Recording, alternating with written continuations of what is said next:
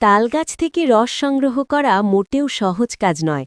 গ্রাম বাংলার মানুষ খালি হাতেই উঁচু তালগাছে উঠে পড়ে, বুক ভরা সাহস আর শরীরের শক্তির ভরসায়। তারা সাবধানে গাছের মাথায় কাট দেয়।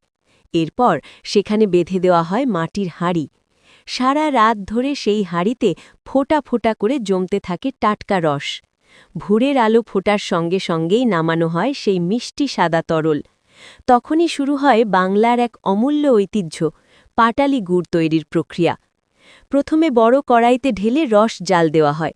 কাঠের আগুনে ঘণ্টার পর ঘণ্টা ফুটতে ফুটতে রস ঘন হয়ে সোনালি রং নেয়। চারপাশ ভরে ওঠে উষ্ণতা আর মিষ্টি ঘ্রাণে। এরপর সেই ঘন তরল ঢেলে দেওয়া হয় নারকেলের খোলার ছাঁচে। ধীরে ধীরে তা শক্ত হয়ে রূপ নেয় মিষ্টি গুড়ে। ঠান্ডা হলে পাওয়া যায় খাঁটি খাসা পাটালি। শীতের দিনে এই গুড় ছাড়া পিঠে, পায়েস বা দেশি মিষ্টির স্বাদ যেন অসম্পূর্ণই থেকে যায়।